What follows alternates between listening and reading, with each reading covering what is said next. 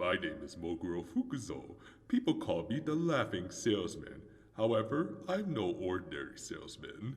I was originally the creation of Moto Abiko, one half of the mangaka duo who shared the pen name Fujiko Fujio. The duo was best known for creating the cultural Japanese icon Doraemon. I believe he was that mischievous bear who tried to play a deaf game with dozens of high school students. Oh, I kid, of course, and Yeah, sorry, I couldn't keep up with that bit. But anyway, hello my friends, and happy Halloween!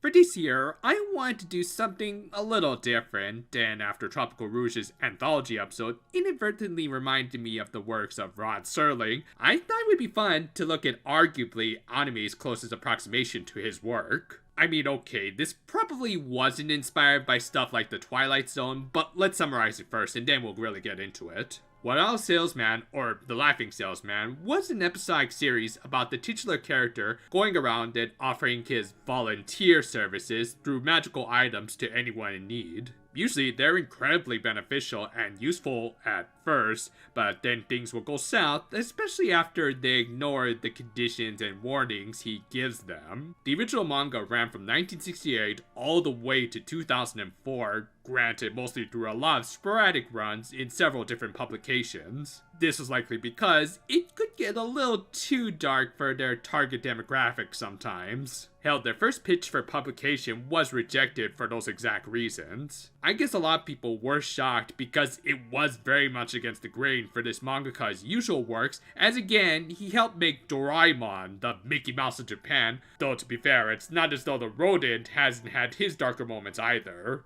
But yeah, let's talk about those darker stories and how they reminded me of the Twilight Zone, as well as a little of the Tales from the Crypt. In the case of the latter, a lot of Moguro's clients are characters who are just jerks who are receiving their karmic comeuppance like many from the Crypt. Usually, they receive the compliments of Moguro's signature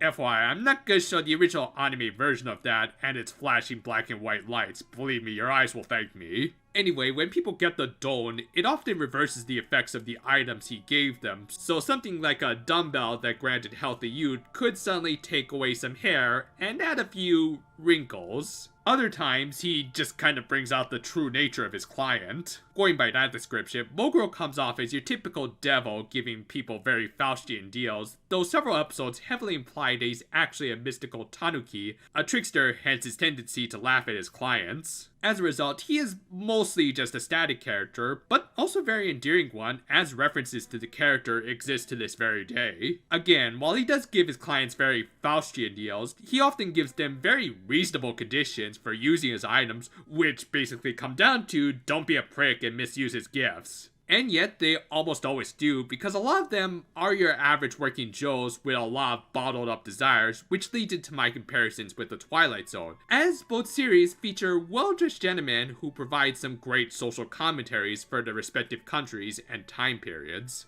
Again, the original manga came out in the late 60s during Japan's economic boom period after the wars, and the rapid growth meant a lot more focus was placed on salarymen who were the majority of Moguro's clientele. As such, due to the collectivist tendencies of the country, they tried to keep their base desires in check, and even without Moguro, they would sometimes explode in not the most graceful of manners. Thus, you could say Moguro was pointing less at his clients and more at the country itself. If you've seen my reviews of Hakuto Pretty Cure, then you know, in spite of my many complaints with that series, I really like some of its social commentary, especially through its villains representing different business and social climates of Japan. Hell, considering how the original anime adaptation of this came out in 1989, just as the economic bubble was about to pop, maybe Moguro doned the entire country. On that note, let's talk about the main subject of this video. The original anime ran on and off from 1989 to 1992 and then continued briefly in 93 thanks to its TV specials. They adapted a bunch of manga chapters as well as made some anime originals again to reflect on some more topical issues at the time. There was also a live-action adaptation in 1999 that rightfully remains lost media, so let's not even bother with that.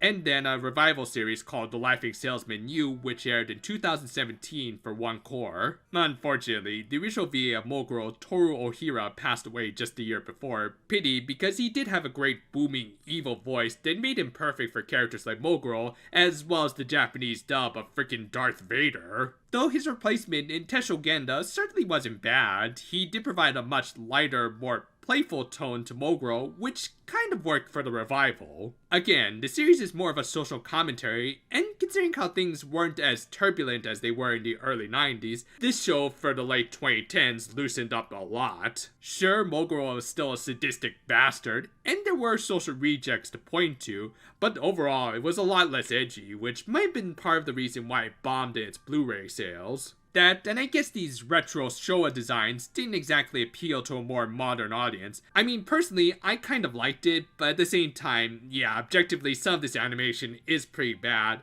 especially when the original series managed to be pretty clever with some of its direction. Not to mention, a lot of the new episodes were just kind of meh or inferior remakes of the original. Still, there were some legit gems that very accurately pointed the finger at stuff that remains very topical to this day. And overall, I do think it's highly underrated, if only for its amazing OP that just has so much style that I don't often see outside of a Persona game. And like that Precure episode, it was at least something different from the myriad of same old stuff that we've been inundated with recently. Thus, I hope to shine a little light on it along with the original series. So let's take a look at the top 13 Laughing Salesman episodes. We'll try to keep things as spoiler-free as possible, as I do think you should check these out. There's currently an official YouTube channel for the original series that regularly uploads episodes, as well as Crunchyroll for the new series. With that in mind, well, you know what, I'll let him say it.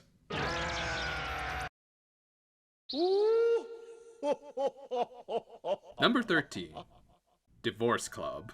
A banquet host specializing in weddings named Bon Fukumizu, ironically, didn't have the healthiest of marriages himself. Having been pushed into his through interviews, not only was he not at all attracted to his wife, but he was also being heavily used and abused by her and his mother-in-law, who saw him as nothing more than a pack mule, all because he was just a middle-class blue-collar. Ultimately, Fukumizu rightfully divorced her after hearing them talk about him as though he was just her personal sperm donor. Moguro then swooped in to offer him a membership at the titular club where divorcees would gather to find new life partners. In exchange, he gave him the condition that he needed to find a partner based on actual affection rather than just looks and income. Now personally, this is one of my favorite episodes ever, but it's ultimately at the bottom of this list for one simple reason. It isn't at all scary or even all that shocking. In fact, I dare say it's really damn wholesome in the end, as slight spoilers, but Fukumizu is one of Moguro's few clients who gets a happy ending and a much better life in the process. Now, there is still a shocking moment here that I won't spoil, though I will point out, it has more to do with the fact that this came out in 1991 for a Japanese anime. You'll see what I mean when you watch it, but otherwise, I really like this one for some creative animation like this little bit that seemed to blend 2D and stop animation, and some great commentary about classism that's still very much an issue in Japan these days. Hopefully that and some other prejudices will be overcome as long as we listen to Moguro's words here.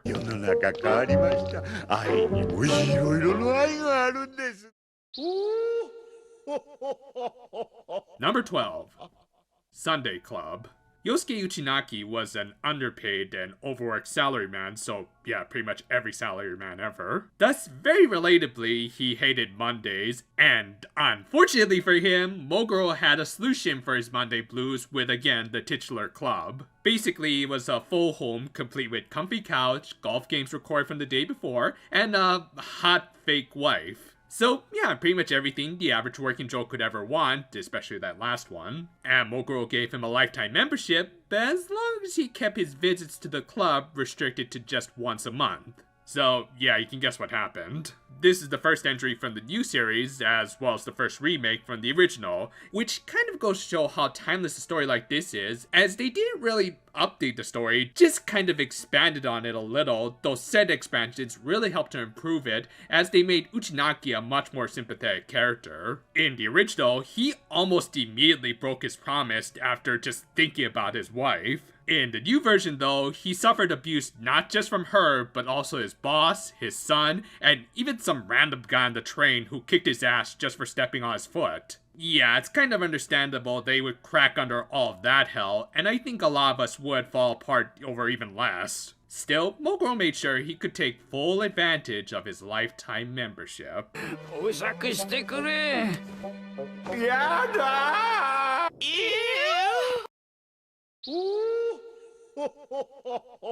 Number 11.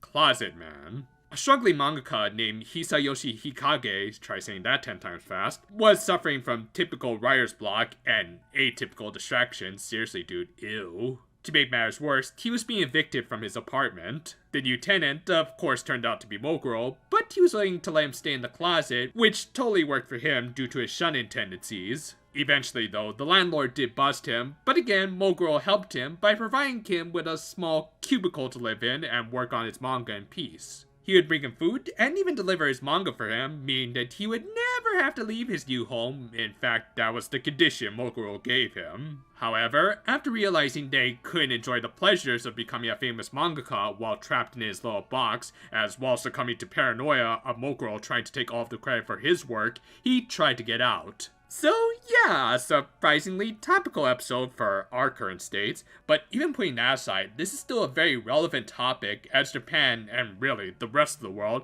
has always had a bit of a hikikomori problem with many people refusing to go out and soak in some of the sun. This client ends up learning the importance of this, as well as how not to break quarantine. Number 10. The Man Chased by His Dreams. Scriptwriter Ashi Yumimi suffered from constant nightmares that kept him up at night and forced him to try and run off his stress with some night jogging. Through this, he met Moguro, who offered him some sleeping pills, or rather pleasant dream candy, that would allow him to enter into a state of lucid sleep where he could completely control his dreams as long as he only took one per night. It worked, and he even met a literal dream girl whose design really doesn't match up with the rest of the show. However, like many of Moguro's male clients, the dude's penis ended up becoming his downfall. I'm not sure if this was another remake for the new series. It almost feels like it could have been made back then. Regardless, I really like this one for the creepy imagery. From Yumimi's initial nightmares that really effectively utilized CGI and colors, and yeah. And yet, the scariest stuff came out near the end. Again, no spoilers, but considering how this guy is voiced by Kitsugu, maybe you should have just stayed in the Grail, dude. Number 9. Night Train. A traveler named Tomo Komiya had found himself in a small town out in the countryside after Moguro just stoned the guy out of nowhere. I mean, okay, he said it was because the guy needed the vacation to get away from it all, which he managed to do after meeting a widowing innkeeper. The two grew very close in spite of the fact the guy had a wife and daughter, and eventually, no matter how fractured their family life was, after learning that his wife had been hospitalized, he needed to hurry home. This was actually the final episode of the second season, and while it would return just a few months later, this actually kind of felt like the grand finale to the series with the inclusion of some callbacks from previous episodes, plus just a general feeling of finality thanks to some really amazing animation and direction. You can just feel the cold in some of these scenes, or even the awkwardness at this breakfast table. There is just so much great visual language here that you really should see it for yourself. Ultimately, it is lower on this list, as again, it's not scary, as Moguro didn't even do his usual routine. He just sent the guy into the train to and from the village. But still, if you want to experience an emotional ride within just 10 minutes, do check this one out.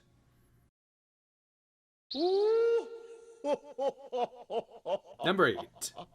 Mangadia. Like many of us, Takashi Chunen was trying to complete his manga collection, in his case, the complete collection of Osamu Tezuka's works. He ended up meeting Moguro after he bought him a first edition copy of Metropolis, like damn dude. Later, he had him appraise a manga that looked very Tezuka-ish, and sure enough, it was an extremely rare book written by someone inspired by Tezuka that was going for 2 to 3 million yen. Knowing this, he tried to buy it off of Moguro for a much lower price, but you really shouldn't try to pull a fast one on the laughing salesman. Kind of goes without saying, but Fujio Fujiko were huge fans of Osamu Tezuka. In fact, that fictitious rare book that was written by someone influenced by Tezuka, yeah, that was based off of one of their works. And thus, I think it was great that they were able to do a tribute episode like this for him. I also like some of the legit trivia they provided about how manga was distributed back in the day that really makes you appreciate how far the industry has come. Most of all, I love the 2 manga sequences they did in this one, about a decade before even Fooly Cooly was a thing.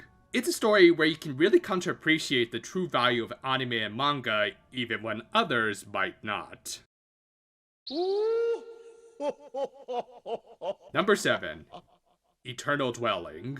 With his health steadily deteriorating, Motomu Hakuba was entering into the twilight years of his career, as well as, in his opinion, life. Thus, he wanted to find a suitable final resting place for him and his wife. Obviously, the missus was a little against this, especially when he suggested that he'd be the first to go. Regardless, he still tried to reserve a spot, but due to Japan's very much real issues with their ever-decreasing real estate for non-urban stuff like cemeteries, meant securing a tombstone was like putting a down payment on a new house. However, Moguro came in with just the right solution to that. The amount of social commentary in this one is as dense as marble, especially at the end. Between Japan's aging population to their issues of ever-decreasing land due to constant gentrification. As a result, while the ending involving cemeteries is likely nowhere near as terrifying as you're imagining, it might actually be more morbid if that makes any sense. And yet, even more startling was the fact that this episode even kind of predicted the future. Seriously, look up Japanese cemeteries after you watch this one, and you'll see how truly small the divide between fiction and reality is sometimes.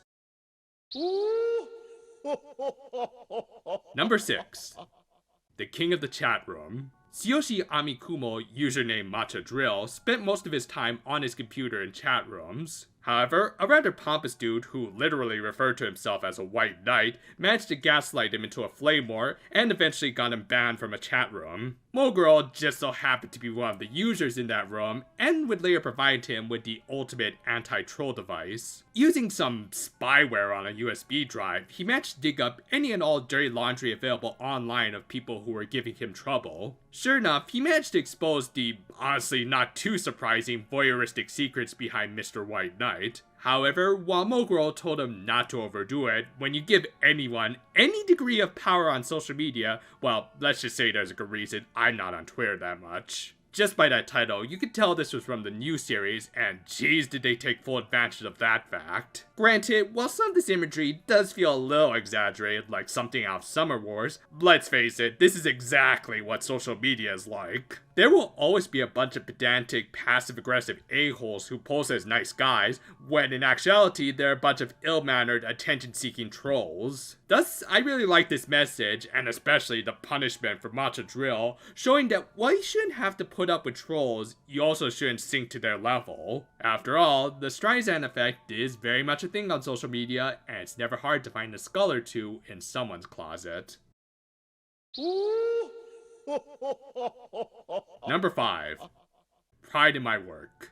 Moriyasu Ban was a huge fan of Vincent van Gogh to the point that he tried to emulate the great artist by moving to Tokyo to hone his art skills. He obviously ignored the fact that Van Gogh wasn't at all successful in life, and even then, he had his brother as a significant backer the whole time. Thus, Moguro hooked him up with a rich sponsor named Narugane. However, he gave him the rather predictable condition that he not betray his artistic integrity in his pursuits to becoming just like Van Gogh. Sure enough, Narugane later commissioned him to reproduce a Paul Gauguin painting, which Ban was against, as he saw him as an artist who betrayed Van Gogh. But he ultimately relented when Narugane threatened to take away his studio and funds. Though, don't worry, Moguro made sure he truly became just like his idol. Needless to say, an episode that paid a ton of tribute to Vincent van Gogh had some of the most creative imagery. As while the series was already kind of using watercolors for its backgrounds, this episode really stepped it up appropriately as Bond got more and more engrossed in Van Gogh. Speaking of which, I like how they showed that while an artist should try not to sell their integrity, they should also invest that dedication in the right areas, as Bond was adulating his idol a little too much. Sure, Van Gogh was a talented and underappreciated artist for his time, but he was also mentally unstable and far from perfect. By many accounts, his relationship with Gauguin falling apart was due to both parties being incredibly toxic, with Van Gogh even assaulting him with a knife that he would later use to famously cut off his own ear with. Maybe if Bond had realized this, he wouldn't have tried to become exactly like him. Number 4. Youthful Pride. Manjiro Wakasa was often praised for his youthful appearance in spite of having just entered into his 50s. However, after noticing his developing bald spot and being called Mr. by a random girl, he entered into full midlife crisis mode. Thus, Moguro offered him a solution through a doll of Rudolph Valentino, a silent film actor who was well known for his handsome, youthful appearance. It seemed to work. I guess he looked a little younger.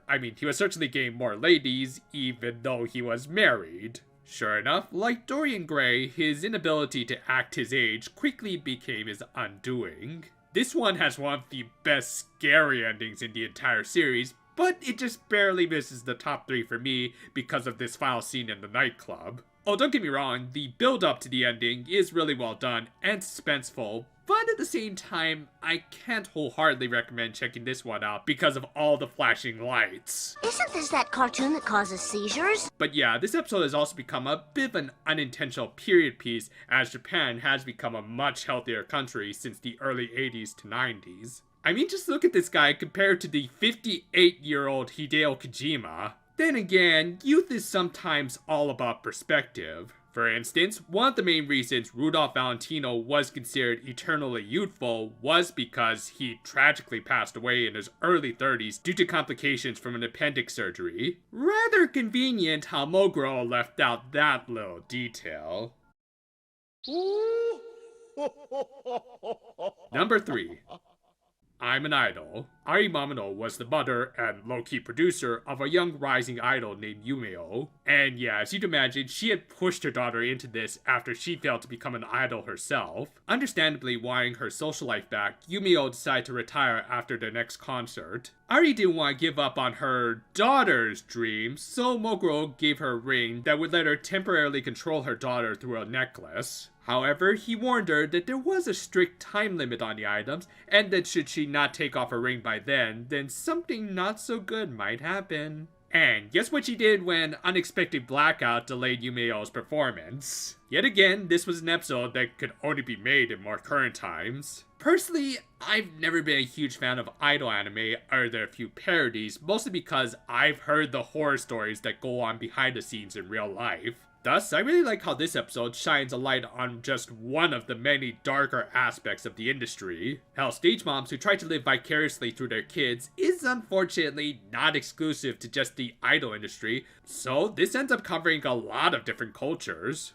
Though what really propels this into the top 3 for me are the performances and the meta context behind them. The mother and daughter here are played by Kiko and Honoka Inoue respectively. Now chances are you're familiar with the former, as she's been in pretty much everything from Rama to FMA to... Though you might not be as familiar with her real life daughter Honoka. Much like the character she plays, she is a rising star in the VA industry, though thankfully it does seem like she genuinely wants to share in her mother's dream. Ironically, one of her most recent roles was as a new character in the Idolmaster franchise. Honoka is talented, and I would actually love to see her in, say, a new Precure series. She did play a very minor role in Mahotsukai, likely because her mom was in that same season, but I think she'd do good as a cure too. Whatever the case, this does add an interesting layer to this episode that also has a great ending. Let me put it this way, they have Kiko say a variation on that phrase, you know the one. Number 2. Gorman in Waiting.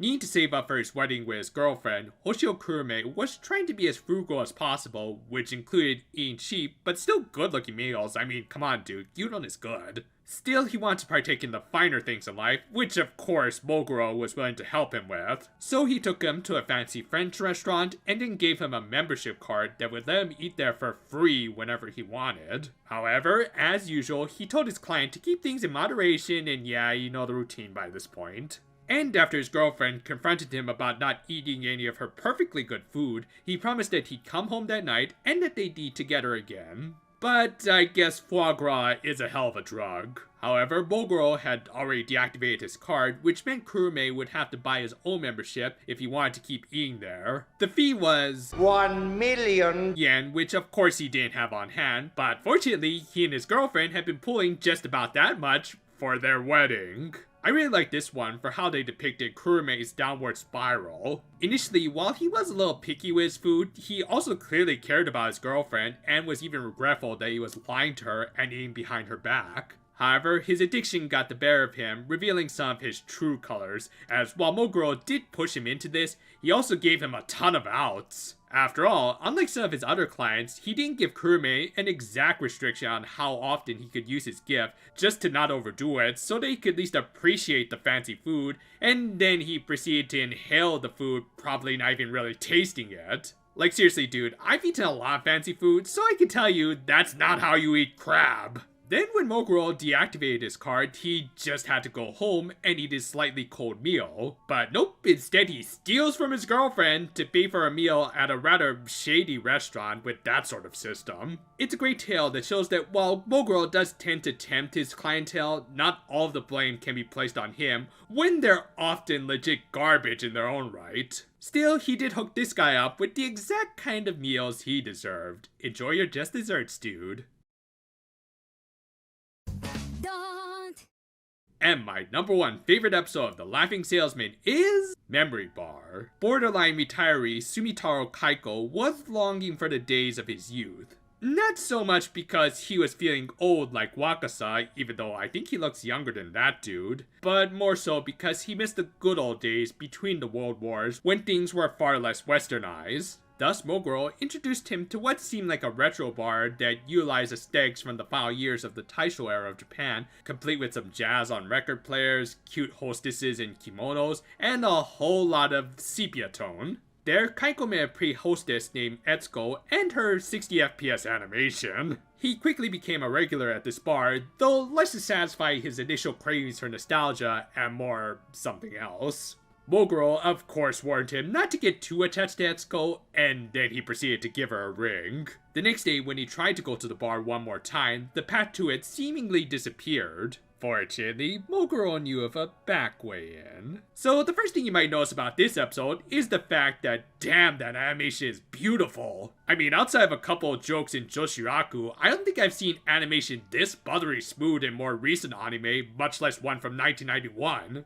It's certainly unusual for this show, which actually works really well for that ending. And aside from that, there's a lot of other nice little bits of great direction, like the aforementioned sepia tone on only the guys to really make the hostess stand out, and some clever reusage of frames, likely so that they could save up for this animation, but it also did produce a sense of deja vu, which was appropriate for Kaiko and really a lot of Moguro's clients. There are often people who are stuck in the past, either trying to relive their own or of people they admire. And while Moguro is clearly getting a kick out of messing with them, he is also giving them paths towards some better lives. Yet, often they can't overcome the first step, letting go of the past. Not to say we should totally just forget about it or focus too much on tomorrow, but above all else, we should live in the here and now. Guys like Fukushima and Komiya earned their happy endings when they realized they had loved ones who they needed in their lives more than any sort of shallow desires they might have. Moguro may adjust his techniques a little depending on the time period, but his general approach of tempting his clients remains mostly the same, as the fact is there will always be guys like Kaiko who can't let go of the past and might never be able to move forward in their lives, at least not while they're being dragged down to a certain place.